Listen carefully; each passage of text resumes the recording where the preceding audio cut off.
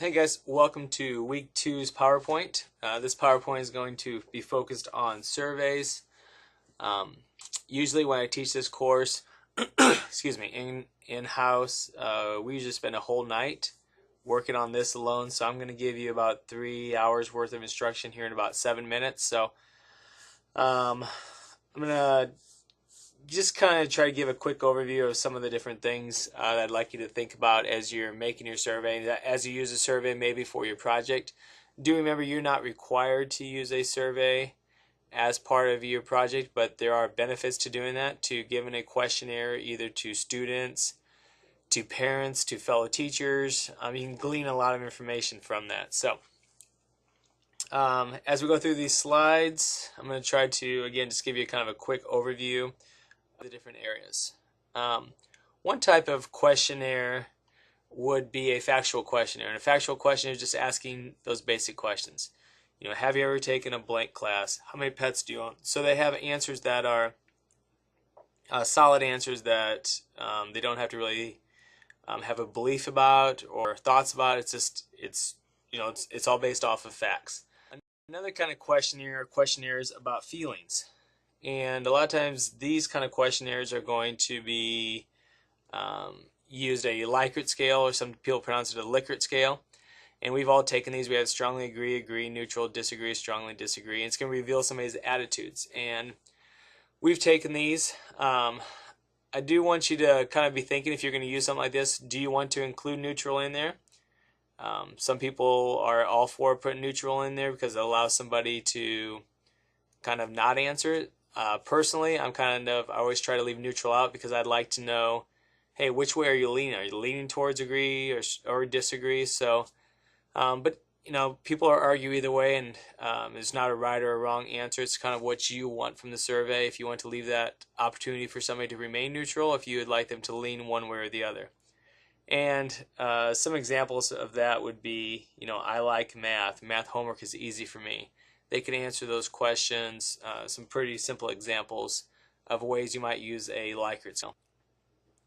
Another kind of survey you might give is a questionnaire about thoughts. And an example of this would be open responses in journals, sentence completions, a frequency rating scale, where you might use a 5, 4, 3, 2, 1. Those stand for frequently, often, sometimes, seldom, infrequent. I put caution there because we really have to think about those words frequently. What means frequently to you might mean something totally different to me. Often might mean something totally different. So like if I say, hey, how often do you work out? You might say, oh, I work out frequently. And to me that might mean 5 days a week. To you that might mean once a week. What does infrequent mean? What does seldom mean? So kind of be cautious with that if you're using a frequency rating scale. You might want to put some definitions about what that means. For instance, frequently, that means 3 or more times a week. Often means, or something like that. Put exactly what you think they might mean. Another questionnaire that you might use about thoughts is a quick, easy way is to give a note card. On one side with a plus, the other side with a minus. So I've used this in classes I've taught before where I'll give people a note card at the end of class and say, on the plus side, put down the things that you thought went well in tonight's class, and on the minus side, put things that you thought didn't go so well in tonight's class, things that maybe you thought were a waste of your time or not beneficial to you. And the next kind of questionnaire is about behaviors. Questionnaire about behaviors may be students' perceptions or parents' perceptions or your perceptions. It's not always true, and that's something we always have to keep in mind. Even though it's not true, you could glean a lot from that as well. For instance, if I gave a questionnaire to my teachers and asked for their what they felt about something we were doing in staff development, their perception may be that we haven't focused on that. We haven't done that a lot, but in reality maybe we have. And so, but for whatever reason, they perceive it that way. Some of the things teachers, students, people perceive in a certain way, even though it's not the way we meant it. So even though it may not be true, it's good for us to know, because if we know somebody's perceptions, then we kind of know where to go from that. So that you can get a lot of good information from that. Sometimes you might use a frequency rating scale with that. as well, and to measure, you might measure your perception or their perception of your teaching as well. Some tips on making questionnaires. Try not to mix different types of scales. For instance, you don't want to use like a frequency rating scale and a Likert scale all on the same page. Stick to one. So if you're going to use a Likert scale, stick to a Likert scale throughout the whole thing. Only ask questions about your topic and ones that relate to your objectives and goals. We don't, if your topic area is all about your students and reading, there shouldn't be any math questions in there. If your questionnaire is all about student behavior, there shouldn't be anything else in there. And so keep it to your topic. Make them as simple and easy as possible.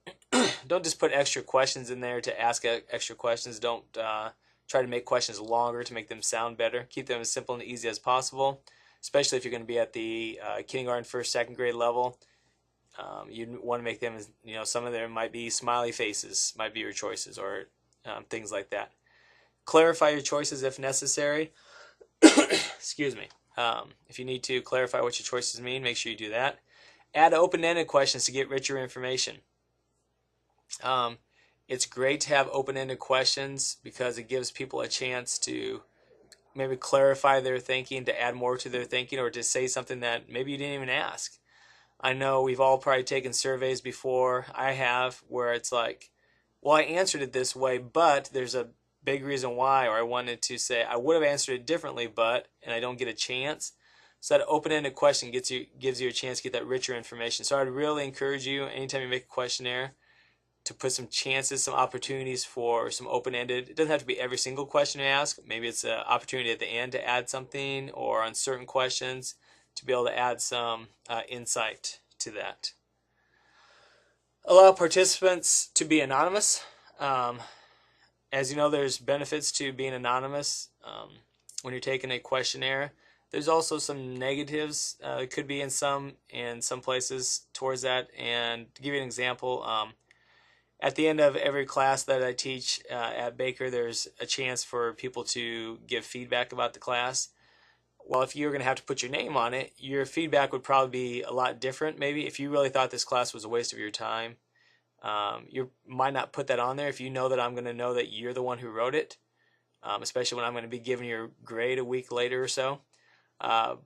So, it's good to let people be anonymous, but at the same time, sometimes it's good to have students' names on there, because then you're able to use that data to know, oh, Joey thinks this, and I'm also seeing that let's say your project is about homework, and you see all the kids that aren't turning their homework, then you give a survey to the students about homework, and you say that, well, Joey never turns in his homework, and now I see on his survey that one of the reasons he might not be turning his homework is he doesn't have any parent at home at night. His parents both work nights, or something like that. And so there's some benefits to that, but you have to know who you're giving the survey to. I know, like with my staff now, they know me well enough that I could give them a survey, and they'll be honest, and they'll put their names on it for most things because they know me well enough by now, and they know that I'm not going to use it against them. So you have to know your audience with that. I think we've talked about more of this.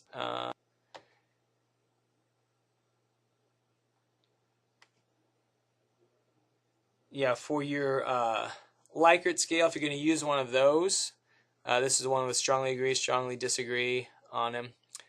Develop your objectives before you write the questions. Usually we don't do this, but we want to make sure that we do.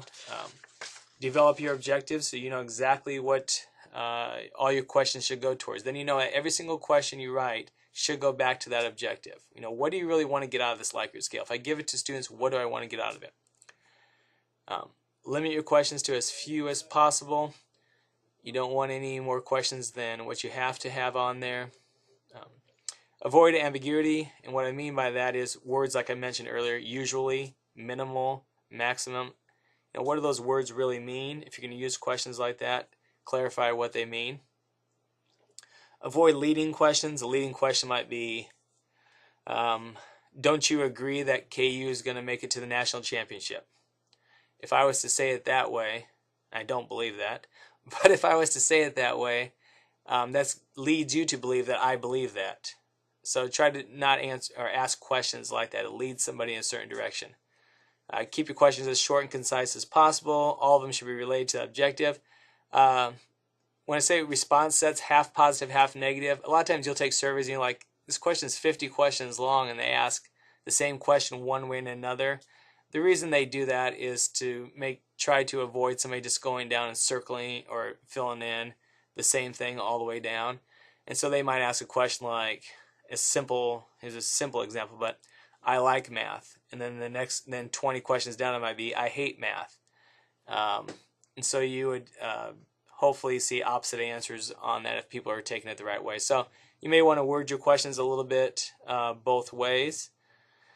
Anytime you're going to do a Likert scale or any kind of survey, you always want to put a brief explanation before it. Like, what are you going to do with this data? Like, I'm asking you to take this survey because I'm using it to whatever. It doesn't have to be long. It could be a couple sentences, but something that just introduces what it is. And I left that point system on there. That's a little hard to explain using a PowerPoint, so I'm just going to kind of skip that last part, a way to go through your Likert scale.